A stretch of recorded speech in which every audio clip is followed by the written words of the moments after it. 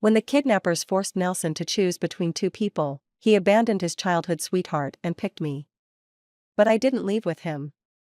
Because I knew he would regret it. In my previous life, after I was rescued, Nelson's childhood sweetheart was humiliated by the kidnappers who took inappropriate photos of her. That same night, she took her own life. Nelson pretended not to care and went ahead with our wedding as planned, but after we got married, he made me suffer. 7 years later, I finally forced him to agree to a divorce. On the way to finalize it, he lost control of his emotions and drove us off a cliff. Even in his final moments, he blamed me. This was our debt to Lisa. We should have spent our lives atoning for her. What right do you have to live free from guilt? So now that I have another chance, I refuse to live that way again. Winnie, come with me. When I realized I had been reborn, the kidnappers were pressing a knife against both my and Lisa's necks. They demanded Nelson choose one of us to save. His eyes flickered between us, and after a long and painful internal struggle, he made the same choice as in the previous life. He reached out his hand toward me. But I firmly shook my head. Nelson, save Lisa first. In this life, I don't want to owe anyone, and I especially don't want to live burdened by another person's life. Nelson seemed relieved when he heard that. Winnie, you're my fiancée. I should save you first. But since you've said this, don't blame me. Then he hurriedly took Lisa and left, afraid I might change my mind. But unlike him, I don't regret my decisions. In the previous life, he came with the ransom, but the kidnappers suddenly demanded more and said only one person could leave first. Nelson had no choice and picked me. However, while we were gathering more money, the kidnappers became interested in Lisa and took inappropriate photos of her, preparing to assault her. Luckily, we arrived just in time with the police. Even though the worst hadn't happened, for a young girl, the humiliation was already unbearable. Lisa returned home broken, and that night, after everyone had gone to bed, she took her own life. By the time we found her, it was too late. Nelson didn't show any emotion when he heard the news. He calmly handled Lisa's funeral and gave her family a large sum of money. Even when I suggested postponing the wedding, he flatly refused. Winnie, marrying you was always part of the plan. We can't let someone else's situation affect it, right? But that someone else haunted him for the next 7 years. He only married me to trap me into making amends for Lisa. But what had I done wrong? After Nelson left with Lisa, I began thinking of ways to save myself. This time, I wasn't sure if Nelson would come back for me.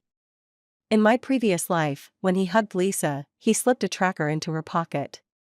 So even when the kidnappers moved locations, we were able to find Lisa quickly. But this time, it seemed like he'd forgotten to do that. I suspected that from the beginning, the only person he truly wanted to save was Lisa. He only chose me because I was his fiancée, and he was afraid of the public's judgment.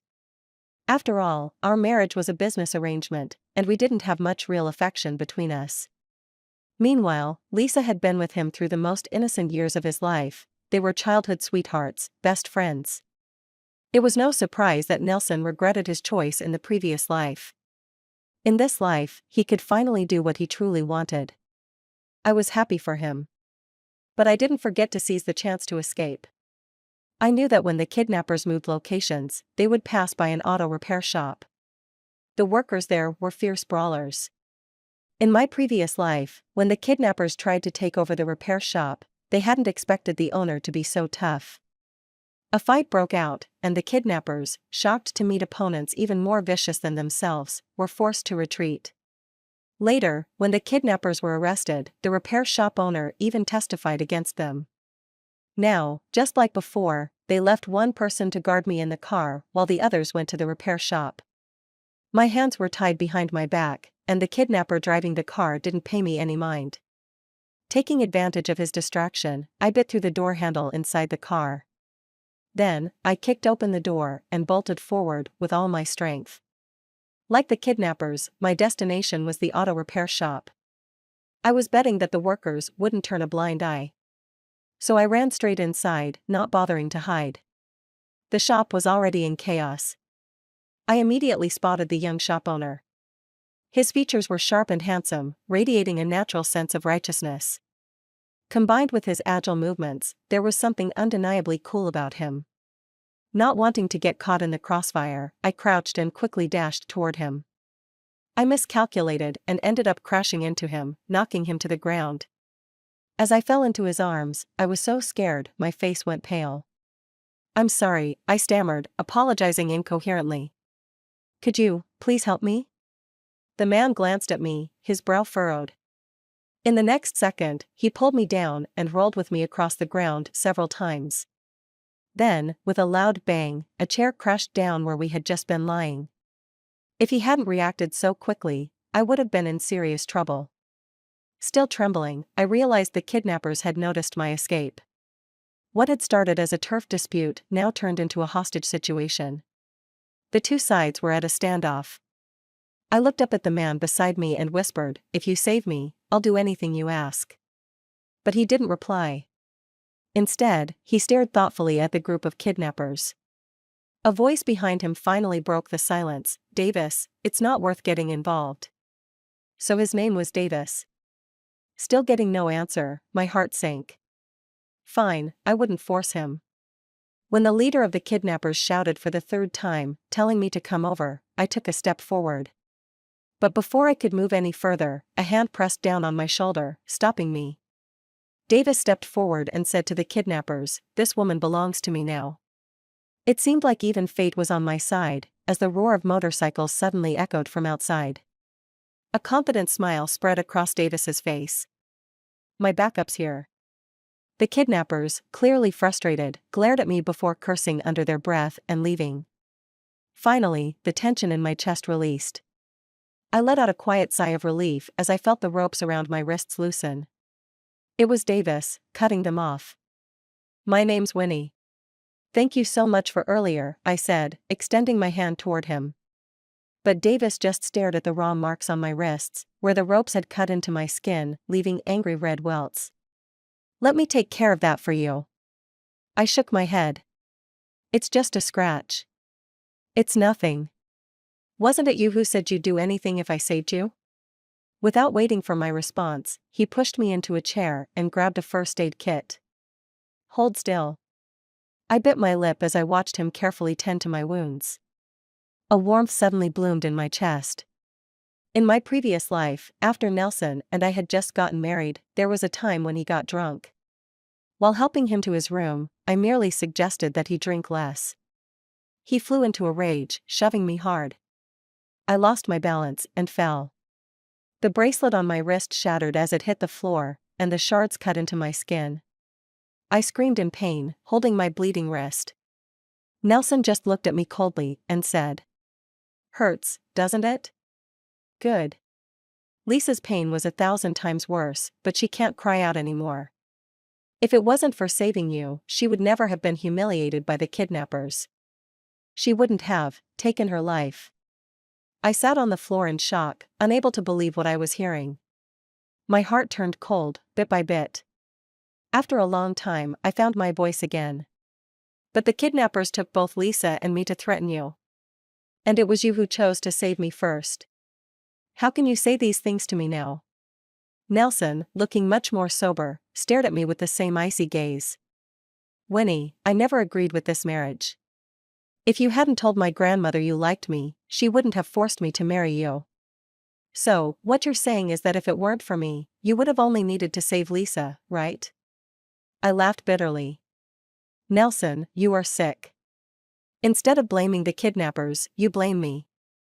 I got up and went back to my room to tend to my wound on my own. Since then, no matter how much it hurt, I never told Nelson about it.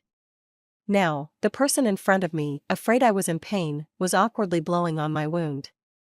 My eyes stung, so I closed them and took a deep breath, then asked knowingly, "What are you doing?" Davis looked up, his smile pure. "When I was a kid and got hurt, my mom would do this." "Does it feel better?" I nodded. "Yeah, much better."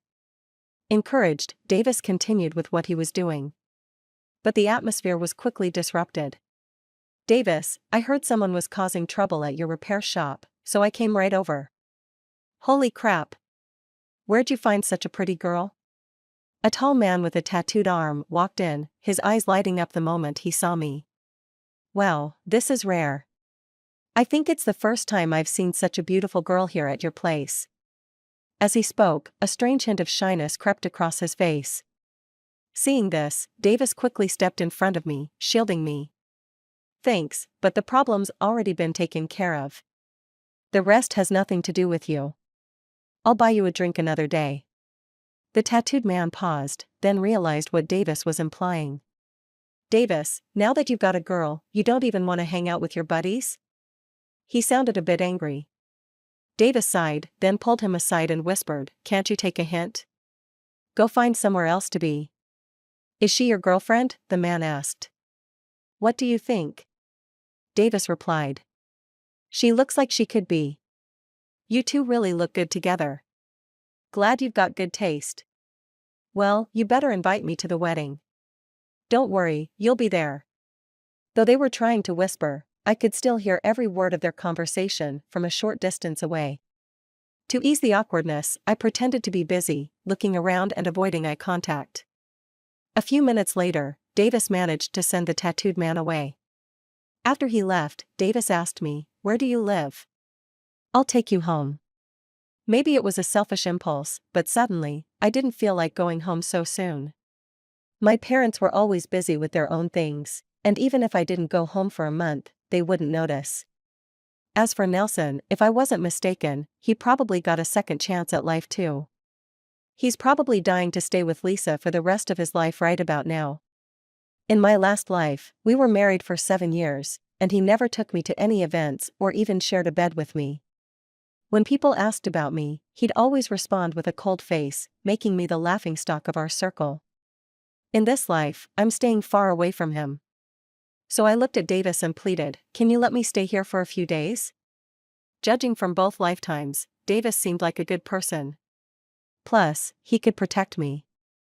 If I latched onto him, would he reject me?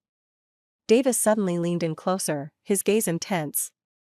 "If you keep this up, I might just take you seriously." With the closeness between us, I could even smell the fresh scent of soap on him. I swallowed involuntarily, about to speak when a familiar voice came from behind me. "What are you two doing?" It was Nelson. And he had brought the police with him. "Are you okay?" Nelson looked at me, and the concern in his eyes didn't seem fake. I shrugged. "Do I look like I'm not okay?" Nelson was silent. Lisa came in next. She glanced at the repair shop, which had returned to normal operations, and asked bluntly, "Winnie, how did you escape from the kidnappers? From what I know, there were 6 of them, and your hands were tied. You were in an unfamiliar place." "I'm really curious. What did she mean by that?" "Everyone knows your 2 families are planning to marry, and both are after that land in the south of the city. The auction is in 10 days, and whoever bids higher, gets it. But just at this critical moment, something like this happens, and the ransom was sky high. Winnie, I really find it hard not to be suspicious." Was she implying I hired the kidnappers myself? I admit, in both lives, I've never felt so speechless. In the last life, I felt sorry for what Lisa went through. But in this life, I saved her.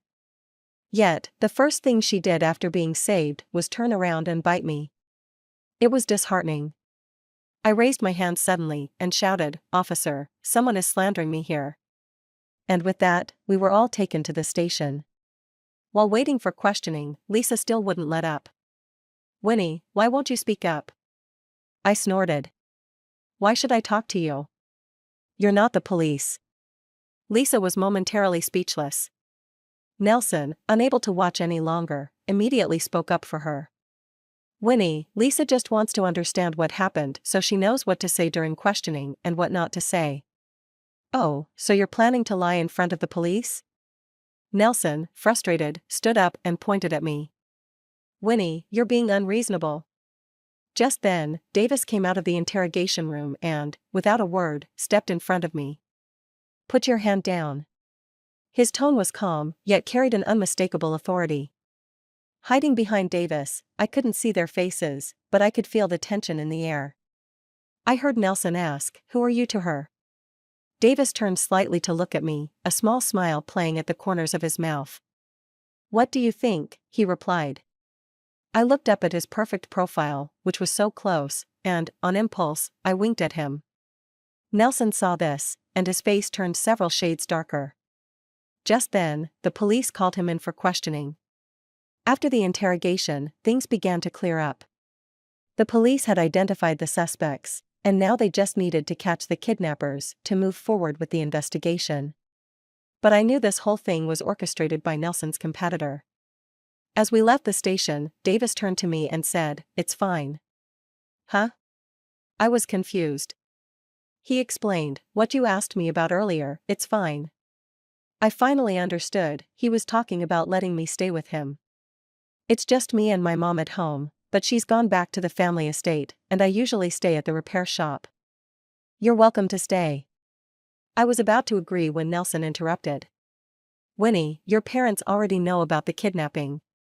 They're probably on their way home from the airport now. Are you sure you don't want to go back?"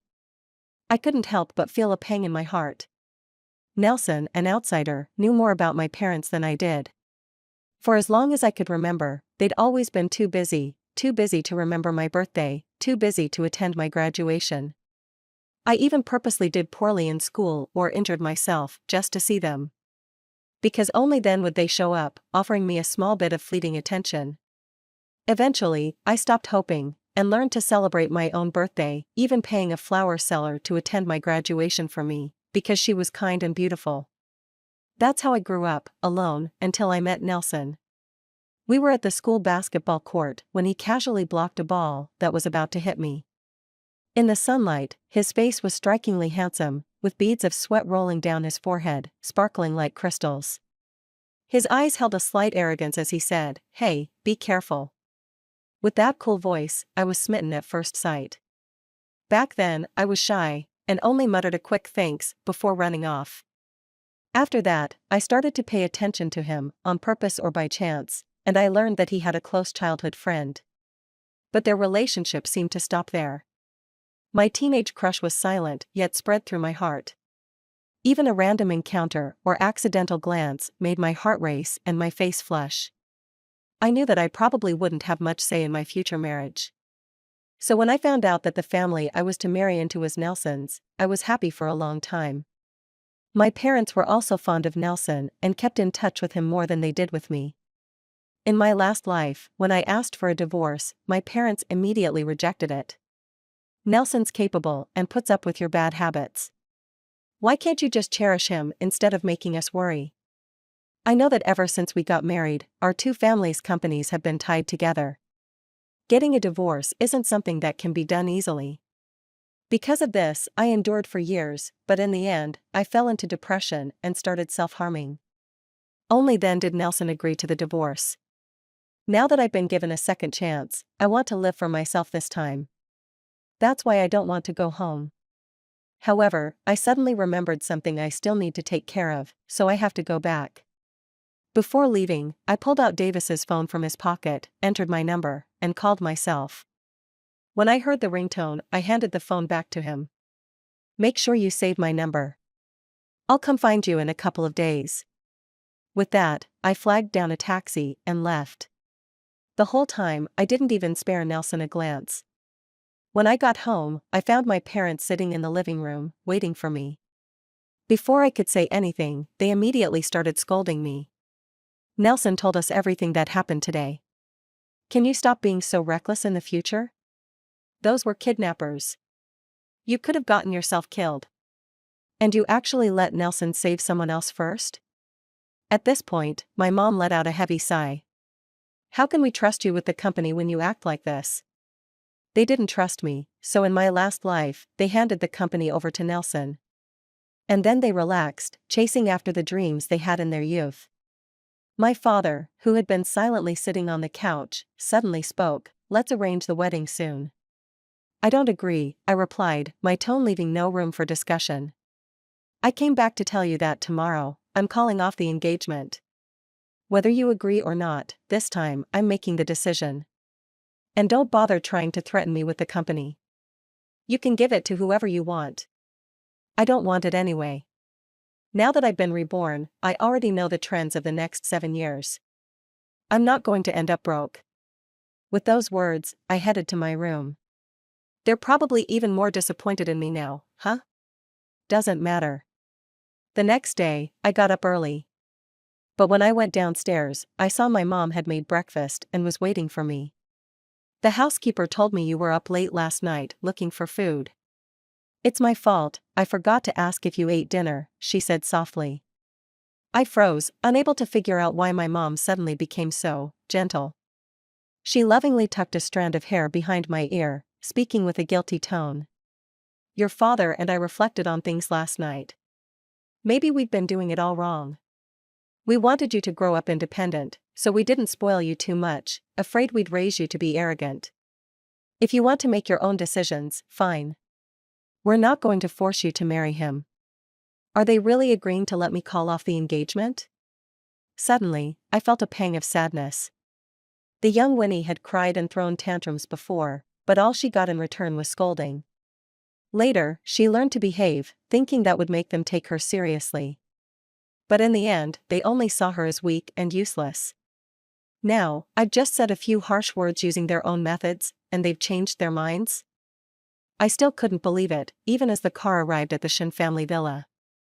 The idea of the arranged marriage actually came from Nelson's grandmother. It started because I once saved her at a party when she fainted due to low blood sugar. After she regained consciousness, she was so grateful that she insisted on making me her adopted granddaughter. Over time, we became close. I'd even have dinner at their family estate occasionally. It wasn't until one day when I ran into Nelson there that I realized this woman was his grandmother. She was sharp, too. She immediately noticed I liked Nelson. That's how all of this started. Now, having to tell her that I'm breaking off the engagement makes me feel a little guilty. After all, she already gave me her family's heirloom bracelet. But now, I'll have to return it. Nelson arrived before me, and Lisa was with him. They were both dressed up, looking ready to celebrate their engagement as soon as I called mine off. Everyone wins, I guess. But when I put the bracelet on the table, Nelson grabbed my wrist and asked, "What's the meaning of this?" Right. I had only told him to meet me at the estate last night. I didn't mention calling off the engagement. Nelson's grandmother looked between us, as if she had a sense of what was happening. Winnie, did Nelson do something to upset you? She asked, shooting Lisa a sharp glance. I spoke to her respectfully. I'm here to call off the engagement with Nelson. My voice was calm, as if I were talking about the weather. Nelson's eyes widened, disbelief flashing across his face. Why? He asked. Because yesterday, you left me to save someone else. I assume she's the one you really want to marry, right? I glanced at Lisa, who was staring back at me, looking like a defiant little rabbit. No, Nelson's expression wavered as he muttered, but you're the one who told me to save Lisa first. That was a test, and your answer was clear. Nelson fell silent, unable to argue. Nelson's grandmother sighed and said, I've heard about what happened yesterday. You're a good girl, Winnie. Nelson just doesn't deserve you. Grandma. Nelson interrupted, gripping my wrist tightly as if he wanted to crush my bones. Winnie, I won't agree to this. Don't even think about it. The wound on my wrist from yesterday hadn't fully healed yet, and now it felt like it was bleeding again from his grip. I suppressed the pain and suddenly found the situation amusing. In my last life, after Lisa died, Nelson mourned her for 7 whole years.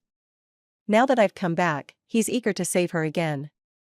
I thought he must love her deeply and couldn't wait to marry her. I curled my lips into a smile and said, if that's the case, I'll just go to the media tomorrow and announce the breakup myself. Then it'll be your family's reputation that takes the hit. With that, I pried Nelson's fingers off one by one and turned to leave. I didn't expect Nelson to chase after me. Coincidentally, Davis had just arrived on his motorcycle at the villa gate.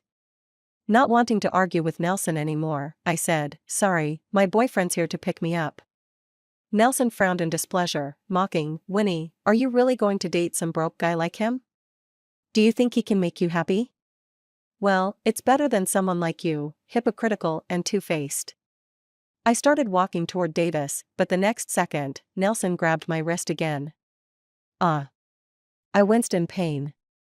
Only then did Nelson notice the injury on my wrist. He panicked and tried to explain, I didn't know you were hurt. I lowered my eyes, my smile full of irony. Like knowing would make you care. Seeing this, Davis couldn't hold back anymore. He threw a punch and knocked Nelson to the ground, quick and precise. Nelson spat out blood, a fierce glint in his eyes, but he didn't dare move again. Davis, in a warning tone, said, "Stay away from her." He then placed his helmet on my head, started the bike, and we sped off. As the motorcycle raced through the mountain roads, the scenery blurred past. Leaning against Davis's back, I let the rush of speed temporarily wash away the unpleasantness.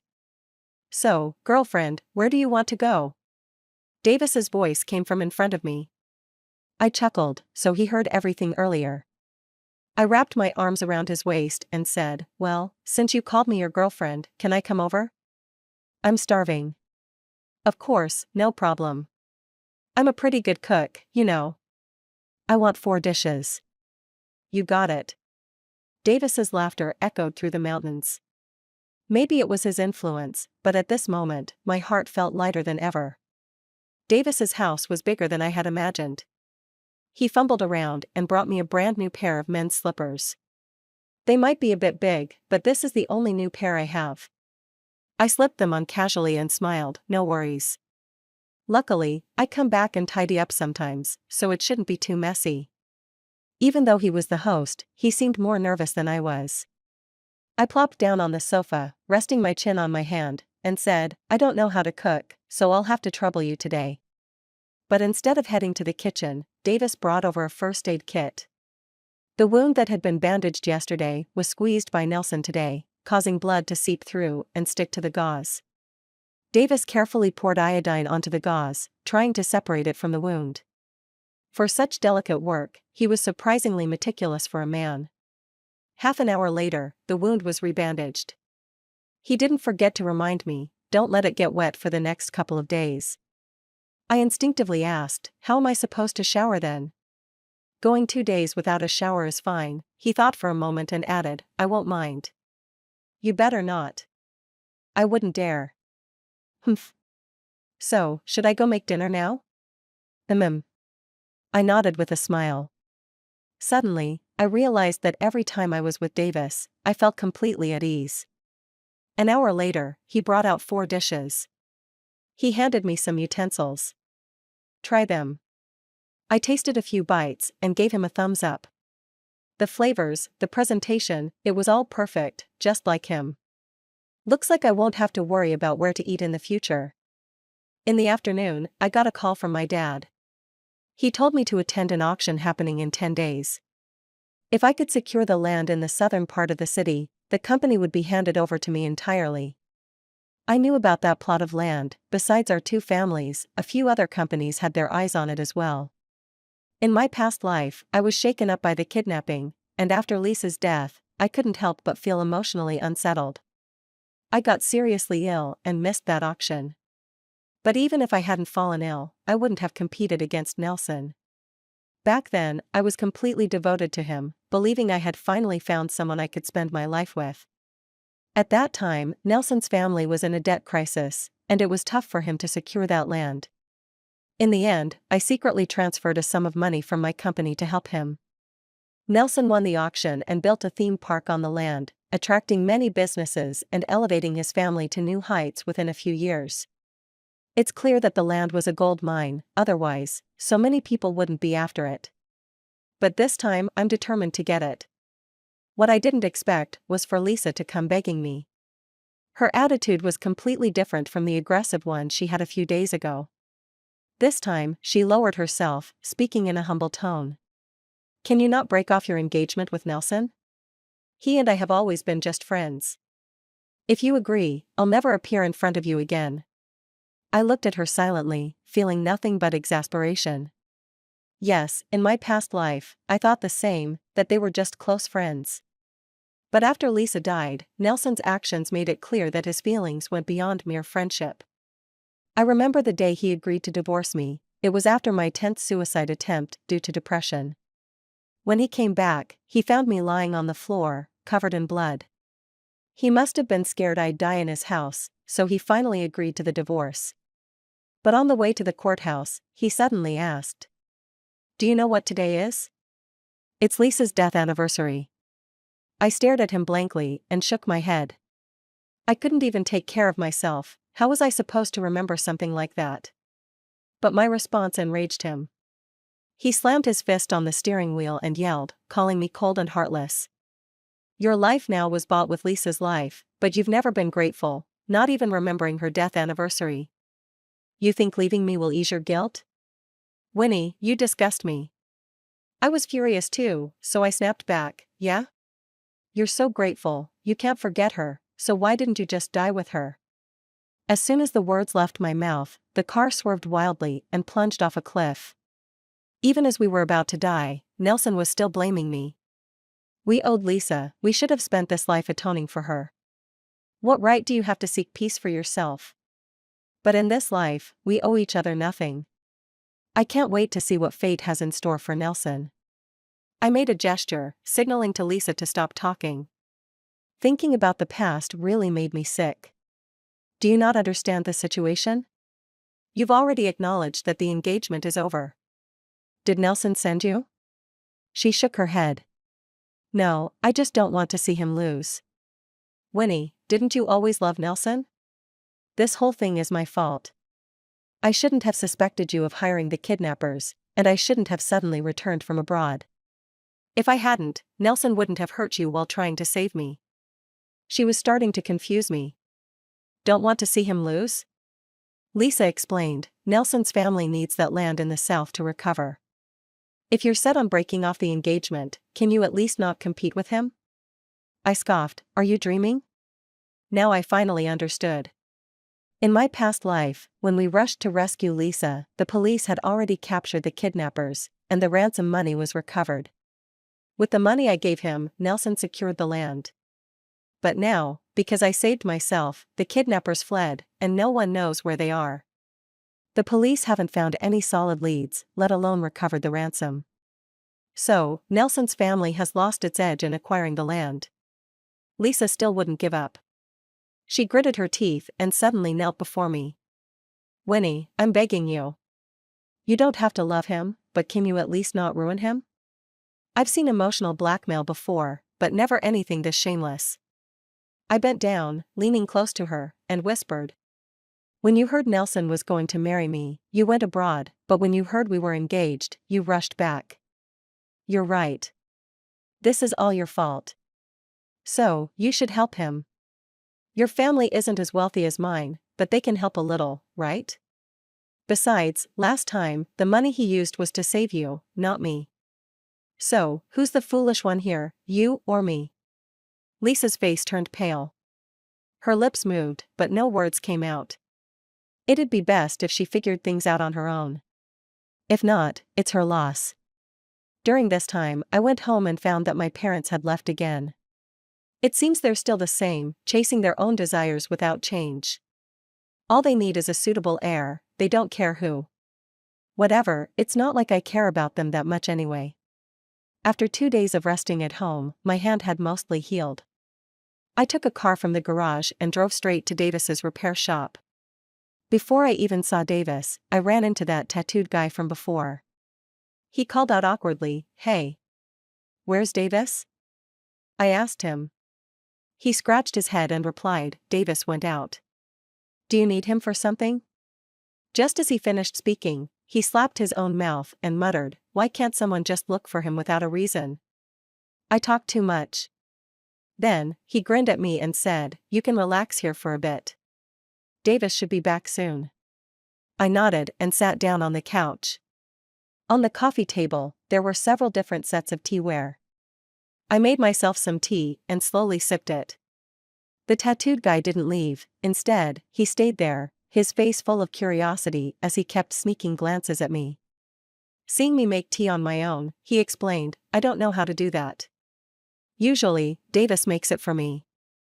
Don't mind me." I looked up and asked, "What's your name?" "Liam." "Does Davis treat you well?" I wasn't sure why, but I just had a feeling. Liam shook his head, and I thought I'd guessed wrong. Then, he said, "No, it's not just me. Davis is good to all of us." I raised an eyebrow. "Oh? Tell me more."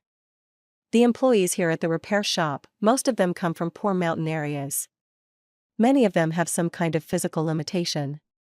For example, Primo, who handles engine repairs, he can't speak, but just by hearing the sound, he can pinpoint where the problem is. Then there's Sam, who handles maintenance, he has a limp. Toby, who does the painting, can't read a single word. When they first came to the city, they were just trying to find a way to make a living. But once they arrived, they realized that having physical disabilities and no skills or qualifications made it nearly impossible to find a decent job. Davis took them in, gave them time to learn the skills, provided food, housing, and paid them. And so, this group of people has been loyal to him, not willing to go anywhere else." I understood now. I looked at Liam again and asked, "What about you?"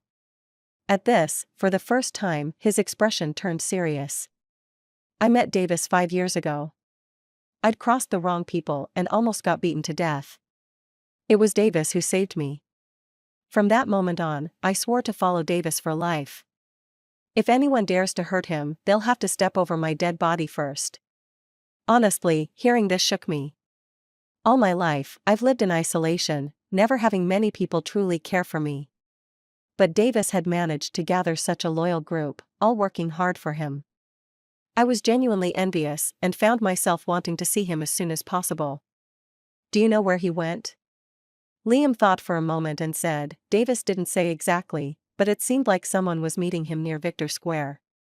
Just as I was about to leave, Liam suddenly remembered something and added, "Oh, by the way, Davis is actually pretty wealthy.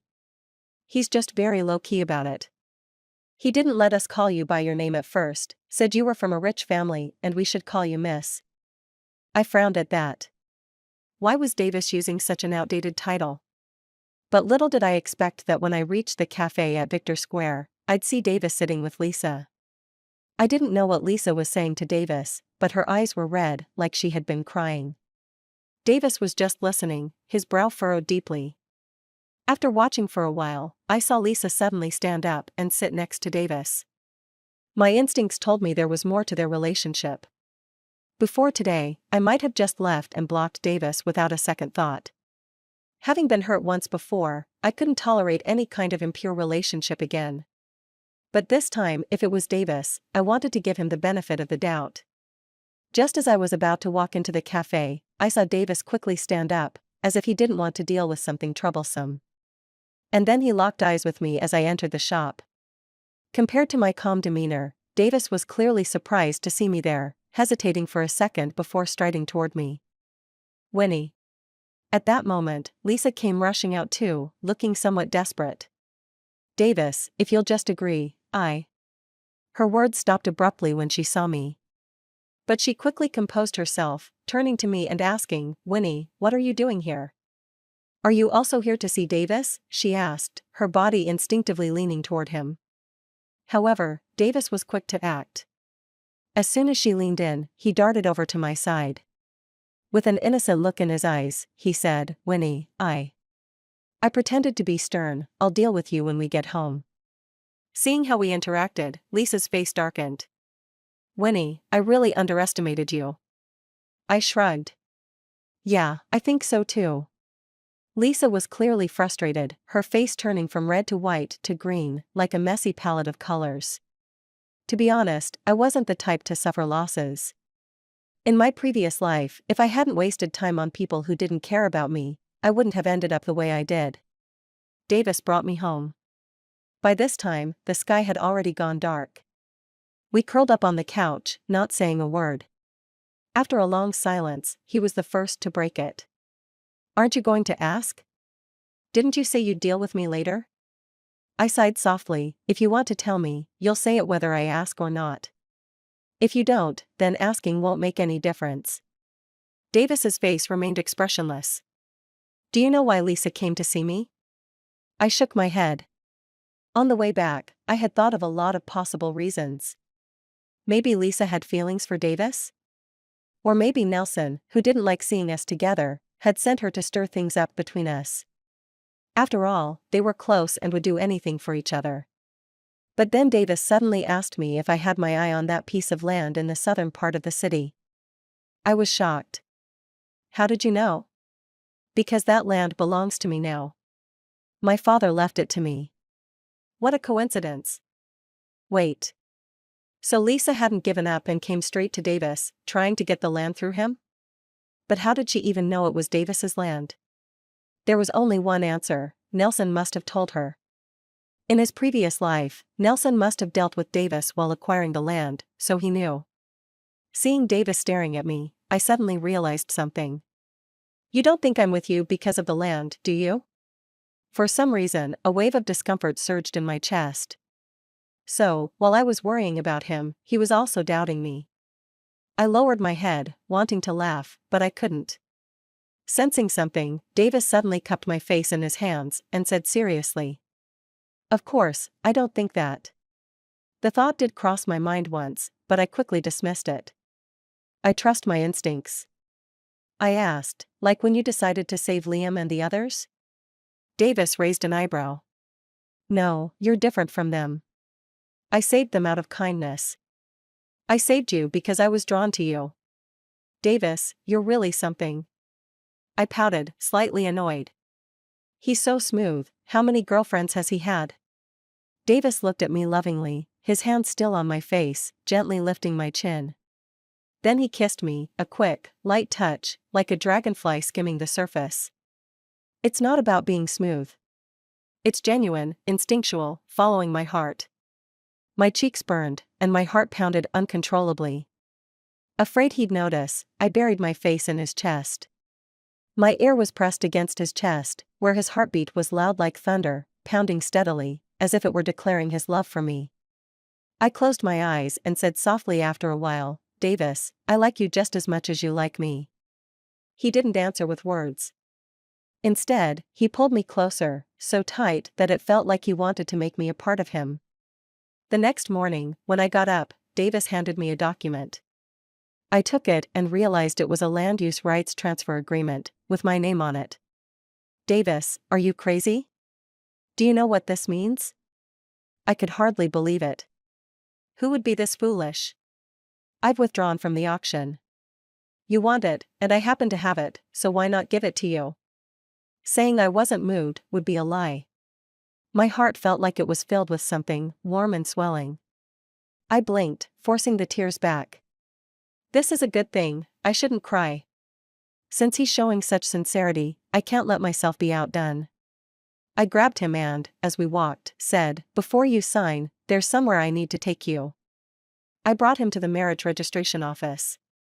Davis repeatedly asked me, "Are you sure about this?" I smiled at him and replied, "Aren't you worried that I'll take everything you've given me, dump you, and then find someone richer and more handsome?" Davis frowned and thought for a moment. Richer, maybe. But more handsome? That might be hard. Exactly. That's why I brought you here, didn't I? I didn't expect Nelson to show up so quickly. Davis and I had just walked out of the marriage registration office, and we hadn't even put away our marriage certificates yet.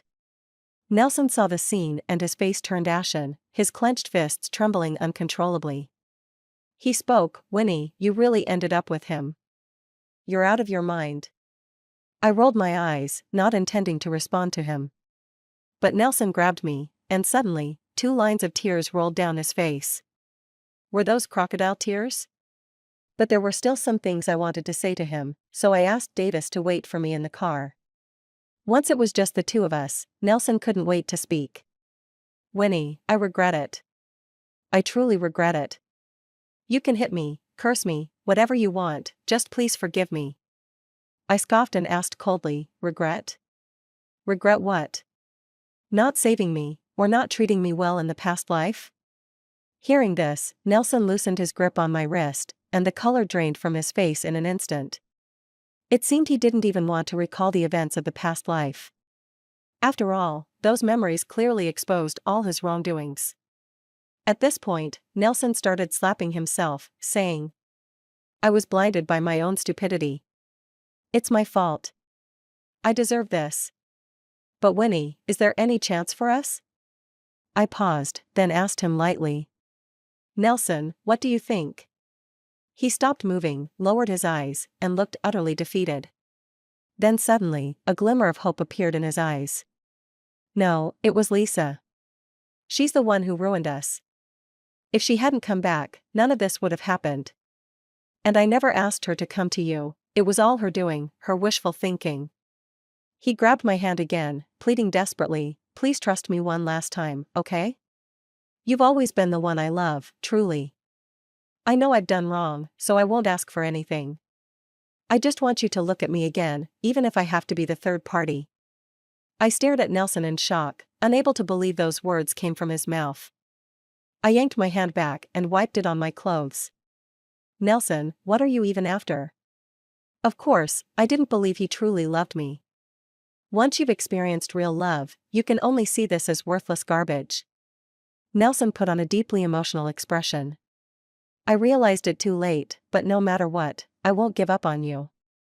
I felt a chill down my spine, like being haunted by a ghost. Nelson, if you keep this up, I'm calling the police.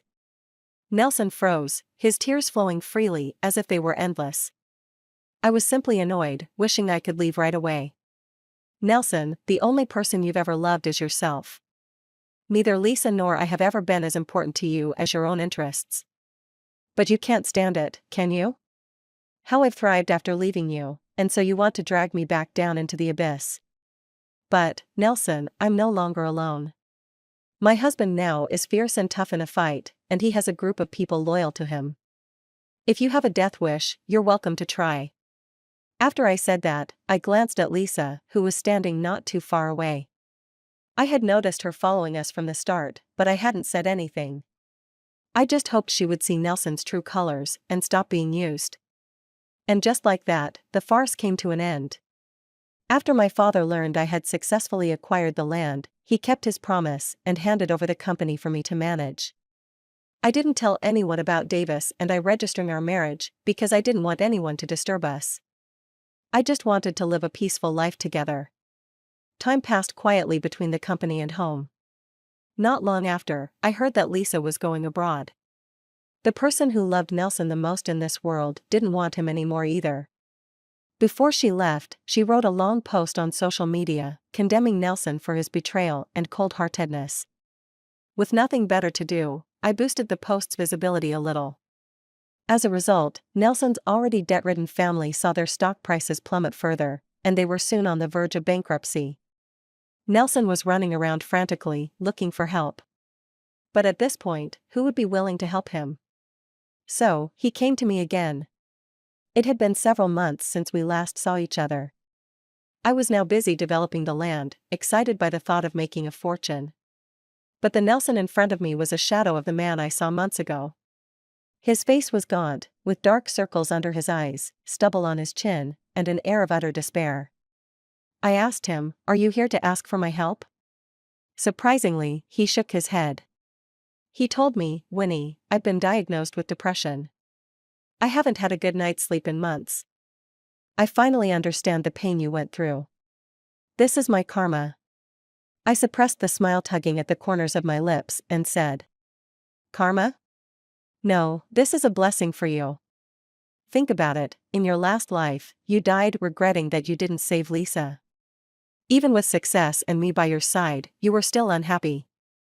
But now, fate has given you another chance. You've lost everything, sure, but you've made up for your past regrets. Isn't that enough? Fate hasn't treated you too badly. People, after all, can't be too greedy. When you gain something, you lose something else, you can't have it all." That was the last time I saw Nelson. 3 months later, on the night Nelson's family declared bankruptcy, Nelson drank too much, had a depressive episode, and fell into his bathtub. By the time he was found, he was already gone. Davis found out about this while he was giving me a back rub. My dad always told me that if someone's character is bad, they're doomed to fail. I turned over and couldn't help but ask, "How far do you think we can go?" Davis thought for a moment and said, "Given who we are, living together for 100 years doesn't seem unreasonable, does it?" I wholeheartedly agreed. Definitely not unreasonable. Then wanting a good meal from my wife isn't unreasonable either, right? Davis looked at me intensely, his eyes reflecting me like the most beautiful rose in the world. They say love is like tending to a flower. Davis cherishes me deeply, never letting me suffer or endure hardship, and as a result, I've grown more and more brilliant. Everything I couldn't attain in my past life, Davis has given me in abundance. I wrapped my arms around his neck, kissed him on the lips, and said, not unreasonable at all. The end.